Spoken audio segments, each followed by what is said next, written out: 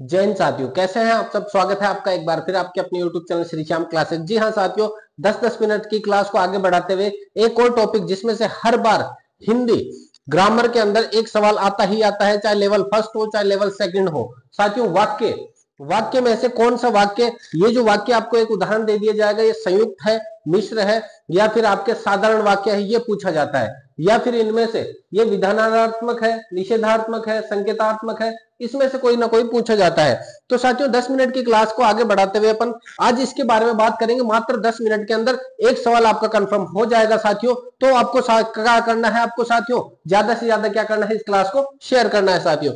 तो भाषा में व्याकरण का सबसे बड़ा अंग साथियों, सबसे बड़ा अंग एक वाक्य जो पूरा लिखता है, जैसे कि मैंने वाक्य लिखा है, राम का मित्र श्याम धार्मिक पुस्तकें ज्यादा पढ़ता है, ये पूरा वाक्य हो गया। तो भाषा में व्याकरण का सबसे बड़ा अंग है। तो सबसे छोटी अंग किसको कहते हैं साथियों, ये भी ध्यान रखना। वर्ण वगैरह जो होते हैं छोटे छोटे ऐसे अनार वाला, वो क्या कहलाएगा, सबसे छोटा। फिर यहां बात करें साथियों, प्रयोग व संरचना के आधार पर 3 प्रकार के होते हैं। कौन कौन से? साधारण, संयुक्त और मिश्रित। साधारण, संयुक्त और मिश्रित होगा साथियों किसके आधार पर? प्रयोग व संरचना के आधार पर 3 प्रकार का। अर्थ के आधार पर विधानार्थक, संदेहार्थक, संकेतार्थक, आज्ञार्थक, इच्छार्थक, निषेधार्थक, प्रश्नार्थक और विस्मयबोधक। साथियों, इनके बारे में भी चर्चा करेंगे। सबसे पहले इन 3 को समझ लेते हैं। लगभग 80% चांस है कि सवाल इन 3 में से ही पूछेंगे आपसे।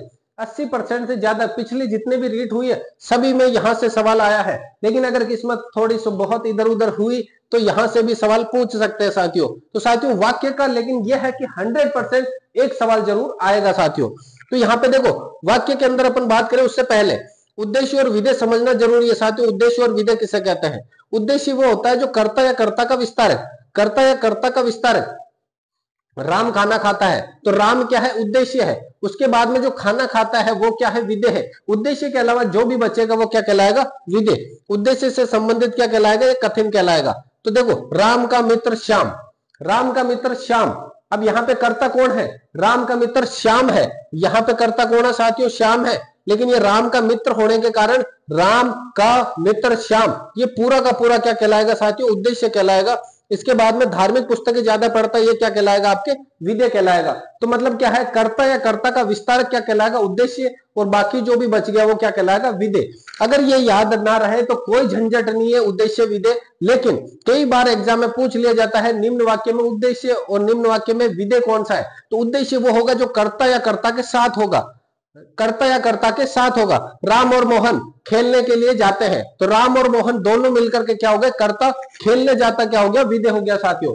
अब देखो, साधारण वाक्य, एक उद्देश्य होगा, एक विधेय होगा, कोई झंझट नहीं, बिल्कुल साधारण सिंपल सा वाक्य जो होता है वो क्या हो गया? आपके साधारण वाक्य। कोई झंझट नहीं, कोई इधर उधर का तामझाम नहीं, बिल्कुल सिंपल सा। जिस प्रकार से अपनी क्लास चलती है, कोई तामझाम नहीं, कोई इधर उधर की हवाबाजी नहीं, सिर्फ पढ़ाई पे पढ़ाई। तो राम व श्याम पढ़ते हैं तो राम व श्याम क्या हो गए? कर्ता। पढ़ते हैं, राम व श्याम पढ़ते हैं, बस इतना। इसमें की, का, किंतु, परंतु, लेकिन लेकिन कुछ भी नहीं है। सिंपल सा साधारण वाक्य है, इसीलिए इसको क्या कहा जाता है? साधारण वाक्य कहा जाता है साथियों। फिर बात करें संयुक्त वाक्य किसको कहते हैं? जिसमें एक से अधिक उपवाक्य हो। एक से अधिक उपवाक्य हो। यहां समझ में नहीं आए तो ये याद रखना, लेकिन, किंतु, परंतु, और, या, अथवा, तथा, एवं, बल्कि, अपितु, अल्प विराम, ये सब अगर लगे हो बीच में तो इनको कहते हैं योजक शब्द। अगर ये कहीं पे लगे हो तो इसको कहेंगे संयुक्त वाक्य साथियों। संयुक्त वाक्य कह देंगे लेकिन, किंतु, परंतु, और, या, अथवा, तथा, एवं, बल्कि, अपितु, अल्पविराम, ये सब लगे हो तो इनको क्या कहते हैं साथियों? योजक शब्द। जैसे कि राम पढ़ रहा है, कोमा लगा दिया। कोमा का मतलब क्या हो गया साथियों? किंतु मान सकते हैं। उसको क्या कह देंगे? राम पढ़ रहा है, मोहन लिख रहा है। दो अलग अलग शब्द हो गए, राम पढ़ रहा है, मोहन लिख रहा है। एक से अधिक उपवाक्य हो तो उसको क्या कहते हैं अपन? संयुक्त वाक्य। अब आता है मिश्रित वाक्य साथियों। मिश्रित वाक्य किसे कहते हैं? थोड़ा सा समझना। मिश्रित और संयुक्त में आप कंफ्यूजन हो सकते हो साथियों, यहां थोड़ा सा ध्यान देना। सॉरी, इसके अंदर एक प्रधान होगा और अन्य क्या होंगे? आश्रित होंगे। एक तो प्रधान कहलाएगा साथियों, जो मेन होगा। प्रधान किसे कहते हैं? गांव का प्रधान होता है जो सबसे मेन। बाकी जो होते हैं वो क्या कहलाते हैं? आश्रित कहलाते हैं। साथियों देखो, गांधी जी ने कहा गांधी जी ने कहा कि सदा सत्य बोलो और कोमा लगा करके हिंसा मत करो। गांधी जी ने क्या कहा? कि सदा सत्य बोलो हिंसा मत करो। तो यहाँ पे ध्यान देना साथियों, ये जो गांधी जी ने कहा ना, ये क्या हो गया, प्रधान उपवाक्य हो गया। बाकी सदा सत्य बोलो, हिंसा मत करो, ये क्या हो गया, आश्रित उपवाक्य हो गए। इनको क्या कह देंगे, आश्रित उपवाक्य। आश्रित उपवाक्य ध्यान देना हमेशा योजक शब्द से शुरू होगा।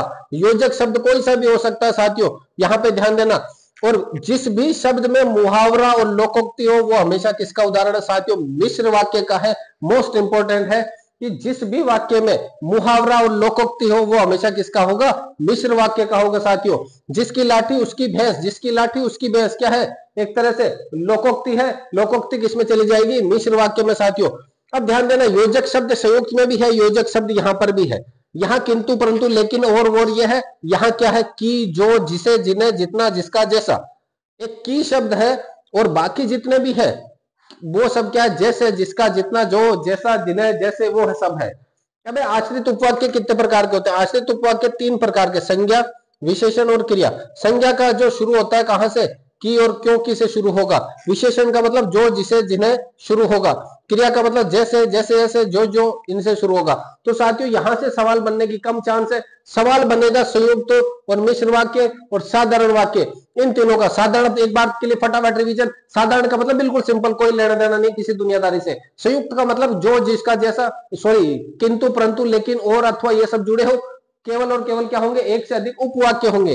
जबकि मिश्र में क्या हो जाएगा, जो सबसे मेन होगा वो एक प्रधान उपवाक्य, उसके ऊपर आश्रित उपवाक्य एक से अधिक हो सकते हैं साथियों। इसमें क्या क्या होगा, कि, जो, जिसे, जिन्हें, जिसे, जैसा, जिसका, जिसना, जिन्हें, जिन्हें, जो, जो, ये होंगे, उनको क्या कह देंगे, मिश्रित उपवाक्य। लोकोक्ति मुहावरे हो तो भी क्या कह देंगे, मिश्रित उपवाक्य। तो साथियों ये थी अपने संयुक्त, मिश्र और साधारण की क्लास। अब बात करते हैं विधानात्मक, इच्छार्थक इन शब्दों की साथियों। साथियों अब बात करते हैं अर्थ के आधार पर वाक्य के भेद। ध्यान देना, अर्थ के आधार पर 8 प्रकार के वाक्य होते हैं। विधानात्मक, संदेहार्थक, संकेतार्थक, आज्ञार्थक, इच्छार्थक, निषेधार्थक, प्रश्नार्थक और विस्मयार्थक। यहाँ पे ज्यादातर के बारे में आप परिचित हो साथियों, लेकिन एक एक एग्जांपल लेकर के अपन समझते हैं। विधानार्थक का मतलब हो गया जिसमें क्रिया होती है उसको विधानार्थक। राम खेलता है, सामान्य क्रिया। राम पढ़ता है, राम सोता है, राम रीड की तैयारी करता है वगैरह सब कुछ हो गया, विधानात्मक एक क्रिया होगी। संदेहार्थक जिसमें शंका हो, आपको संदेह हो, जिसमें संदेह हो, शायद कोई आ रहा है, शायद आज बारिश होगी, तो ये शायद यानी शंका जो हो जाए उसको कहते हैं संदेहार्थक शब्द। संकेतार्थक, संकेतार्थक का मतलब संकेत करता है, आपके ऊपर शर्त लगाते हैं, शर्त का बोध। यदि तुम पढ़ते हो तो पास हो जाते, यदि तुम पढ़ते तो पास हो जाते, यदि तुम पढ़ते तो पास हो जाते, यदि तुम श्री श्याम क्लासेस से कोचिंग करते, पढ़ते तो पास हो जाते। साथियों ऐसा मतलब कुछ भी बना सकते। संकेत के बारे में कह रहा है, शर्त रख रहा है आपके ऊपर कि अगर तुम पढ़ते तो पास हो जाते। इसका मतलब क्या है, वो पढ़ा नहीं है। अगले बात करें आज्ञार्थक। आज्ञार्थक के अंदर क्या हो रहा है, आज्ञा का बोध होता है। अर्थ से ही पता चल रहा है साथियों, एक गिलास पानी लाओ, एक गिलास पानी लाओ, आज्ञा दे रहे हैं अपन उसको। इच्छार्थक यानी इच्छा का भाव, मेरी इच्छा है कि रीट पात्रता पास करने की, मेरी इच्छा है रीट पात्रता पास करने की। अरे इच्छा नहीं है आपकी, होगी पास, जरूर होगी साथियों, टेंशन नहीं लेनी है, बने रहना है बस अपने साथ में। निषेधार्थक वाक्य, निषेध यानी मना का भाव। सड़क पर मत खेलो, सड़क पर मत खेलो, मना कर रहे हैं, निषेध कर रहे हैं। प्रश्नार्थक, प्रश्न पूछ रहे हैं, प्रश्न का भाव होता है आप किसकी तैयारी कर रहे हैं। मैंने प्रश्न पूछा, आप किसकी तैयारी कर रहे हैं, आप किसकी तैयारी कर रहे हैं, आप रीट की तैयारी कर रहे हैं। अगर कईयों को पता नहीं हो तो बता दो, रीट की तैयारी कर रहे हो और रीट की पात्रता पास करने के लिए सिर्फ 90 नंबर लेकर के आने हैं। सिर्फ 90 नंबर, माइनस मार्किंग है नहीं। अपन को कंपटीशन में मेरिट बनानी नहीं है, ज्ञाता बनना नहीं है, सिर्फ प्रश्न का उत्तर देना है। इन सवालों से बाहर प्रश्न जाएगा नहीं। अगर कई कहेंगे कि सर इतनी शॉर्ट क्लास है क्या होगा, अरे शॉर्ट क्लास का ही अंतिम में जो रिजल्ट निकलेगा ना, वो एक 27 तारीख को जब आपका चेहरा खिलेगा तब आपको पता चलेगा कि शॉर्ट क्लासेज आपके लिए कितनी फायदेमंद रही है साथियों। विस्मयाबोधक का मतलब होता है आश्चर्य का भाव। अरे आप कब आए, अरे आप कब आए, ये जो निशान है ना, विस्मयाबोधक चिन्ह है।